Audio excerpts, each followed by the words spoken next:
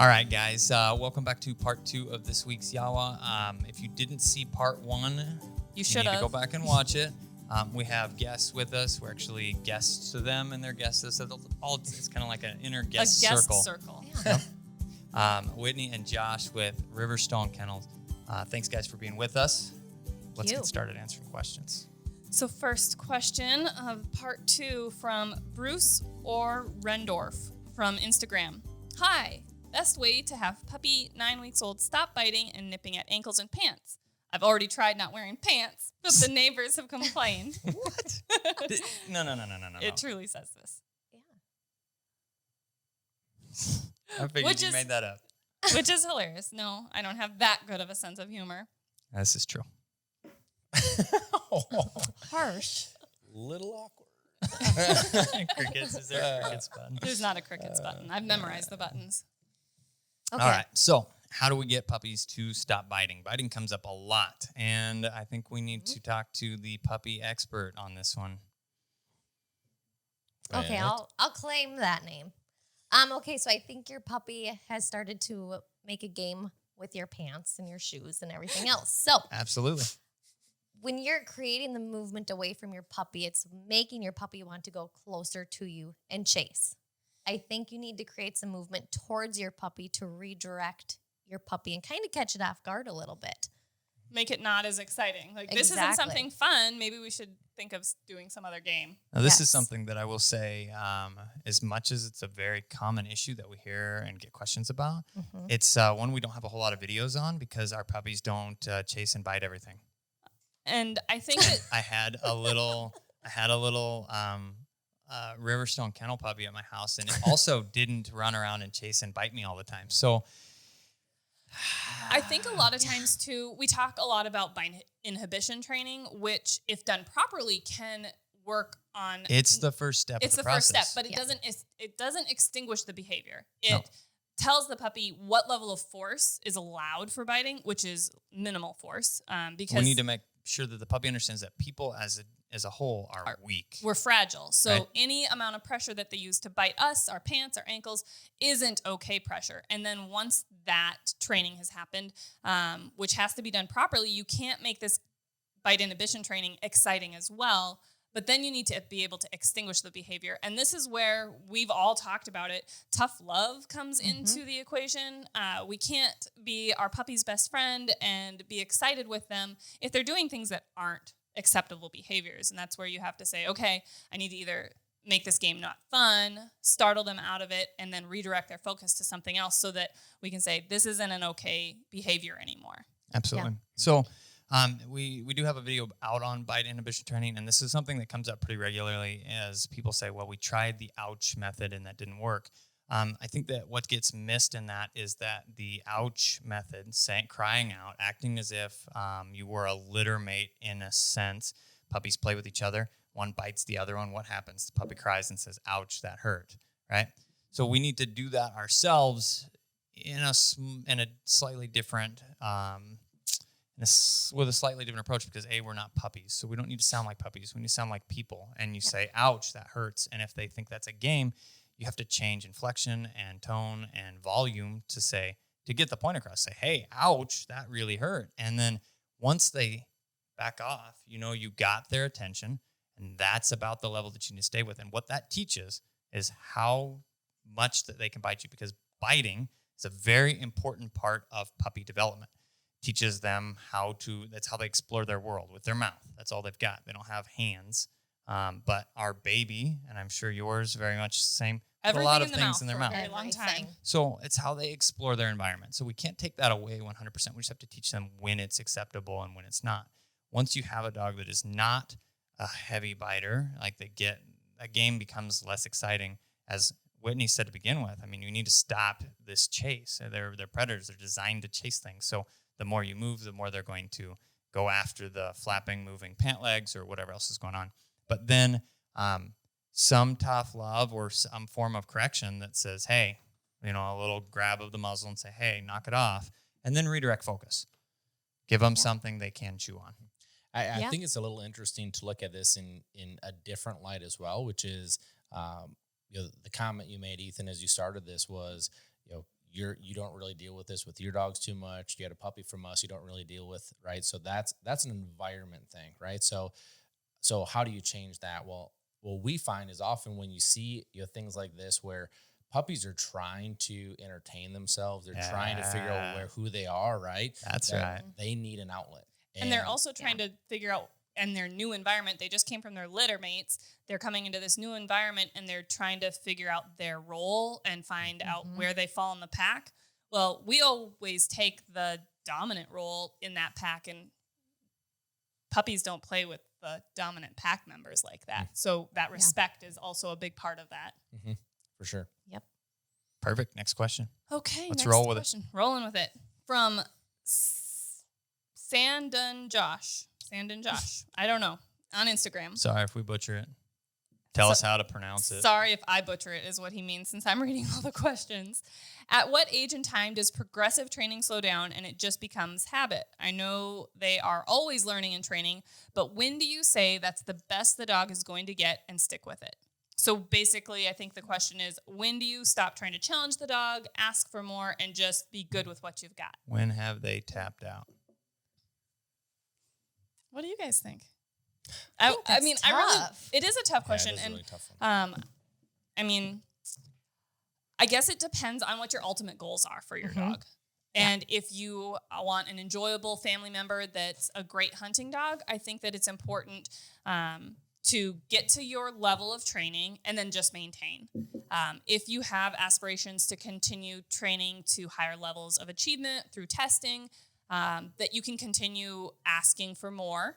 But eventually I think that your dog is going to tap out, if you will, and be like, okay, enough with the training crap, and let me just enjoy my life and enjoy being a dog and enjoy being a hunting dog and a family member, and stop pushing.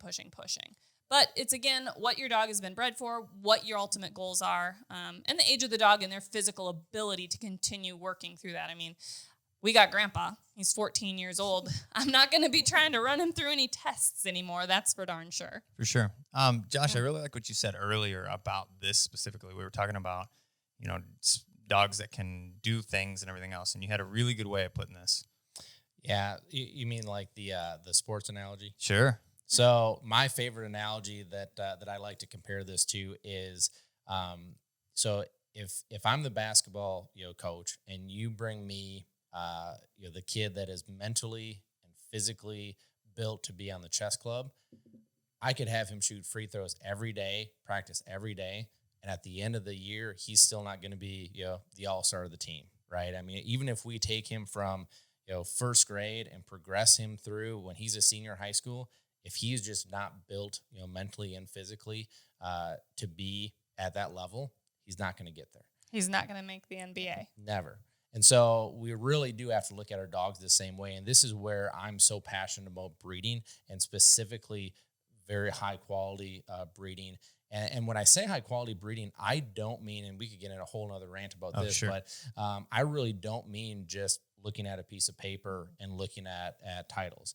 A lot of breeders are doing a lot of very good things, whether it be personality traits, obviously athletic and traits that we're looking for in the field, but there's a lot to be said about breeding. And so when you're talking about a dog that is tapping out or kind of hitting a wall and doesn't want to go work, a lot of that does simply have to go down to what is in here. And if you don't have it in here, you can push that dog all day long, but you're not going to get there.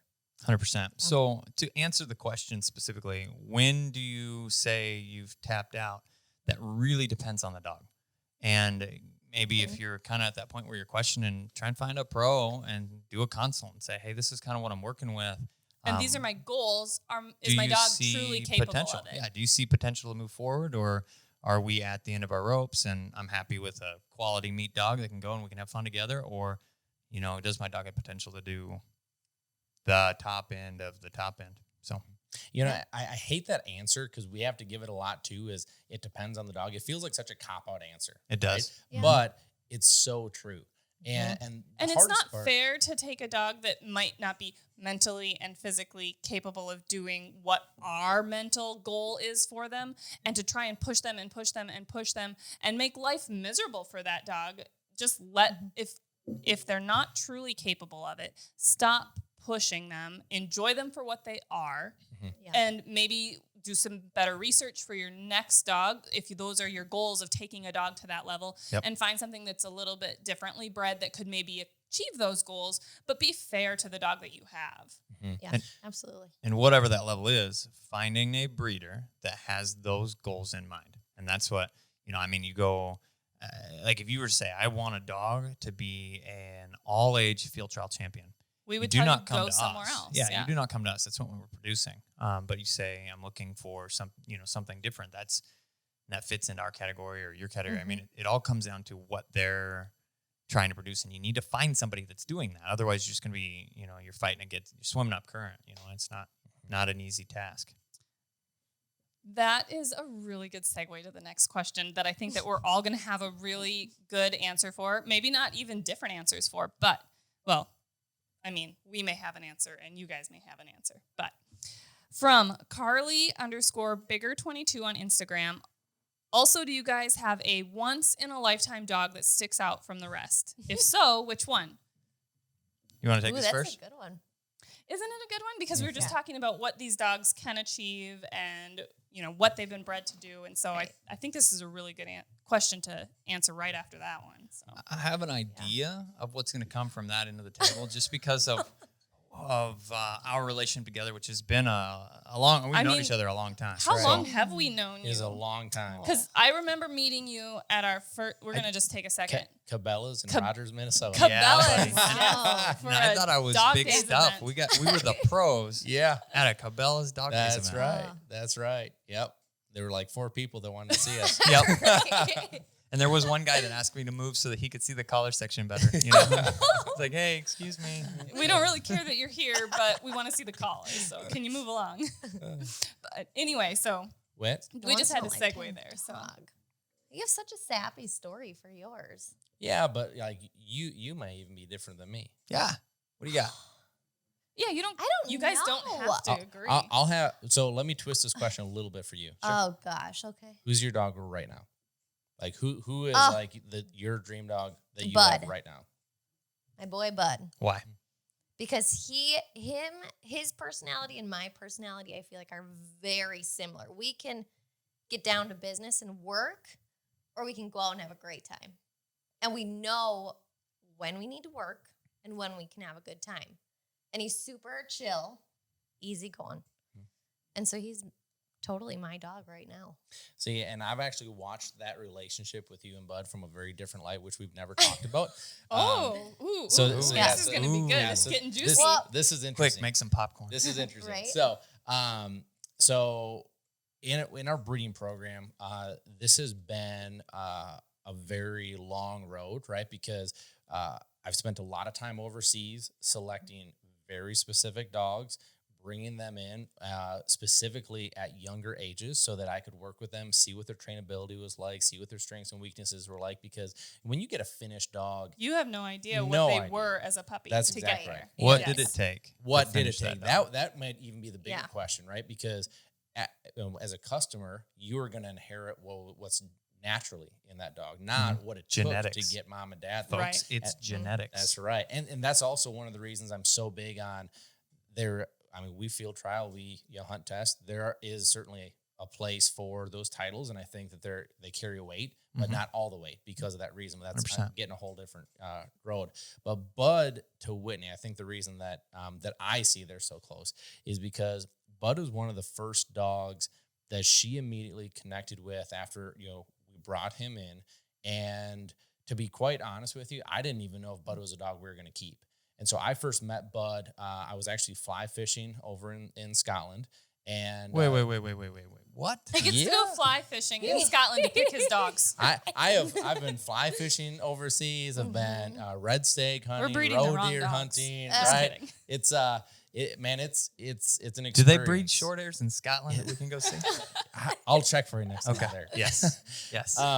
But so I met Bud he was a young dog. He was probably 7 months old, something like that. And I was fly fishing on this estate called Glen Eagle. And so I was on the Glen Eagle estate, and a friend of mine actually manages the estate, for the wildlife, for the deer and the stag and everything else. And he had Bud in the back of his truck, just like he does all of his dogs.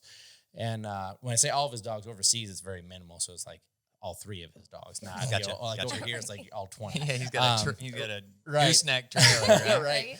So when I was going fishing, he asked me, his name's Tom, and Tom said, Josh, would you mind just taking, my young dog with you and just let him exercise and get, absolutely, I'll take him with. And so Bud and I went for a walk, and I'd sit him down on shore. I'd go into the water. I'd fish. He'd sit there, again, 7 months old, just chill as can be. With somebody that he's never really met before. Right. Just this random guy. That's right. Mm-hmm. And he'd sit and just hang out. And then I'd come out, move down, the waterway. He'd go with me, sit down, watch me fish. And when I got back that day, I immediately started the conversation of how do we get this dog to the U.S.? Specifically New Richmond, Wisconsin. And so when I brought him in, not only because you're right, I mean, you guys personality-wise connected, right away, but development-wise, Whitney was really involved with his development between socialization and just kind of that young dog development that we all go through. And hang on one second, when we bring in these dogs, Josh and I look at them totally different, right? Like I'm looking for a great family dog, good with kids, can be really chill. Like an overall really good family dog. That's what side I look for. Yeah. Josh looks at a totally different. At the working dog side of it. Exactly. But both of your guys' input is what creates the dogs that you're wanting to produce. That's right. Yes, they have to I feel like both. Ethan and I also have similar aspects of what we look We've at. had a lot of those conversations. Exactly what you said there is like, I don't know if this dog's going to make the cut. And she's like, but. And then I'm like, okay, now I see it. Maybe Makes it takes sense. a smidge longer or whatever, but it pops up. Right. Yeah. Well, and that was me with Bud. So like right away, I'm like, he's great looking, has a lot of things I like, but I don't know if he's going to hit that level because all of my dogs, I'm yet to meet the person that's like, everybody says I want the best family dog. I want to be great with my kids. I want him to go everywhere with me. Right. Sure. But I'm yet to meet the guy that's like, if he's terrible in the field, it's fine. Yeah. Like everybody still wants. They gotta have both, right? And so I didn't know up front right away, first impression, I didn't know if Bud was going to have that. Sure. And Whitney was adamant that he was, and so I think that's one of and he has developed into a complete monster. She was his advocate. That's right. And so the reason I got to watch him today. Yeah, and yeah. Good choice. Yeah, and so I think that's one of the reasons that Bud's so special to you. Yeah, he's a good boy. Yeah, for me, I think it's a hard question because I've been really fortunate to have a lot of really great special dogs. Yeah, I'd say Brock's one of those dogs. For me, that I put him up against anybody. He's just extremely special. But also he had me in a time of my life where I had the knowledge and, the situation, everything to get him there. For sure. The dog that did it all for me was Easton, who you guys met. Yeah. And that day in Rodders. And I guess the reason why he's so special to me is because I wouldn't be sitting here talking to you guys if it wasn't for him. For sure. When I got him, I was a 15-year-old kid at the time. I just wanted a duck hunting partner because I was kind of the black sheep of my family. My family was deer hunters. I love duck hunting, so I would go duck hunt by myself. And so I just wanted a companion, and he turned out so much in spite of me rather than because of me. And almost on the flip side of it, Easton had me at the complete wrong time in my life, and I had him in the complete right time, right? Because he changed the trajectory of my career path where – for me, like I couldn't afford to take Easton anywhere. Like Easton hunted almost exclusively Western Wisconsin his entire life because I couldn't afford to do anything else. Brock this last year hunted 9 different states in 60 some days. And it's incredible the difference. And so it's really hard for me to say is there one dog? But I think each stage of my life, and I'm sure there'll be another 1 or 2 or 3. But I think each stage of my life I've been very fortunate to have one that is very special. That's awesome. That's really interesting because you think about it and you're like, well, if those dogs had been reversed, would that have been a completely different situation for you as well? It makes you really think. You can get really deep about these Especially when you get the conversations and opportunity to thoughts. have lots of dogs. I mean, Yeah, lots of Right. dogs. And we have that huge dynamic or demographic of dogs to pull our experiences from, which is really interesting. So I want to hear from Ethan before I put my 2 cents in here. Okay. So my dog of a lifetime, once in a lifetime dog, whatever. I don't think he's a once in a lifetime dog. But he's, what is Let the, me what are the clarify words? the question Give me the for him words. because, words. Give me the words. Oh, I Math. lost my spot. Oh, got it. Do you guys have a once in a lifetime dog that sticks out from the rest? If so, which one? It was very well said because at the same time I say I expect to have more dogs as good or potentially better, or I'm not doing my job. Yeah, that's our hope, is to always continue We're our continuing to grow and program that way. and try that. So what he said is the dog of that era or the dog of that time period. And that for me is Vex. A lot of you guys have seen him or seen what he does. And the biggest thing for me is he has, in my opinion, for what we're looking for, which is a family-oriented, versatile hunting companion, and versatility in a whole, so be able to come in, lay on the floor, lay on the couch, hang out, behave, be sweet with our little boy. He's like rolling around on his back playing with him, which is a new stage in our life. But then at the same time, turn it on in the field, go duck hunting with us, go field goose hunting with us, do all of the things, do it patiently, do it well. And then trainability wise, it's one of those things where he falls into that category of, and I say this lovingly. People hear me say this and think that I misunderstand. Think it's not a compliment. Yep. He's just dumb enough that he doesn't constantly challenge everything. Not so pushing the envelope constantly. Once you can teach him something, he gets it and he's like, got it. That's how this works. And he loves to do it. Yep. Done. We can do that together from here on out. And that is a big thing that I think gets overlooked. People are like, oh, my dog's so smart. Well, yeah, that's why it can figure out how to know when you've got one eye turned away and dig in the garbage and you not even know what happened until you go, didn't I just throw something away over here? And the dog's over here licking its chops or sleeping, like I didn't move. Or the dogs that can, escape any crate. Those are so very intelligent and kind of those troublemaker dogs. For me, that's him. He flew through training. He just, it gives you that wow factor. And I would say that the average person comes out and watches all of our dogs. The number one dog that I hear about is him. And it's because he emits this aura around him. It's just, you can't help but notice him. So. Well, I also love Vex. He is so easy to handle. He is a joy to have in the field with you. It's not a stressful situation. I mean, obviously, anytime I run a dog in a test, there's always a little bit of stress because you want them to do well. A little bit of stress. I feel like vomiting every time before we cast a dog off. Try running Nix and then run Vex, and you won't feel the level of stress. Nix is a handful. He lives up to his name of nothing but trouble. But I would say I also really like Vex, but I wouldn't necessarily call him my dog of a lifetime. I'm still hoping for that dog for myself. I think the first dog that really started doing it for me was our first dog, Shooter. And unfortunately, we lost him at just over a year and a half. Don't recycle names. So It Shooter gets so 1 died. confusing. Shooter 2 is still alive. Live and well, No. living with our Yeah, buddy don't Peter know. in Texas. So not Shooter 2, but Shooter 1, who is actually Nix's brother from a different litter. So let's add some more confusion there. And I would say that he was the first dog that I said, wow, this is what a short hair can do. So impressive. He was so natural. Ethan ran him through his natural ability test, and I got to watch, and it was just, wow. I was so impressed. I didn't have a lot of knowledge as far as what the expectations of dogs were at this point in our lives. I remember Ethan telling me stories about him, guiding with him at, 5-6 months old. He would go on point with a rooster in his mouth. I mean, that kind of, wow, that is an awesome situation.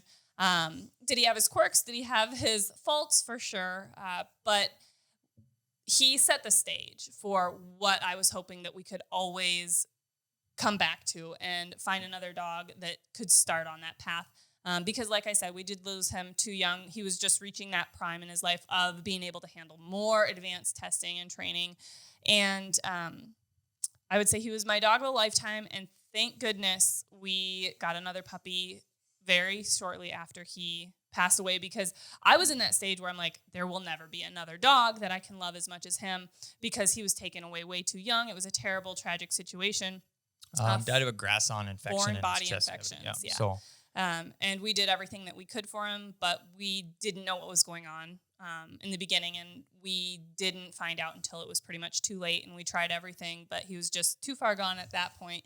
But he was definitely the dog that I didn't think we could ever replace. And not that we've replaced him, but there's going to be more great dogs like him that have the potential that he had that I want to keep seeing, and get another one that's my own. Because as much as I love Nix, and as much as he was my first dog that I took through everything, he is a pain in the ass. And I love him for it, but that's not exactly what I want my dog of a lifetime to be. I would say that's probably an understatement. Just a pain in the ass. Yeah, he lovingly referred to him as Punky for like the first year of his life. So if you have any idea, he can be a little bit of a handful. He's that almost too smart for his own good type of dog. Oh, for sure. But I learned a lot from training him too. So Yep. They make us who we are. definitely. Awesome, I think guys. that's probably all we have. Yeah, go ahead. I think that's probably all we have time for in part 2, but we will be back in part 3. So thank you guys for watching. We'll be back with you soon.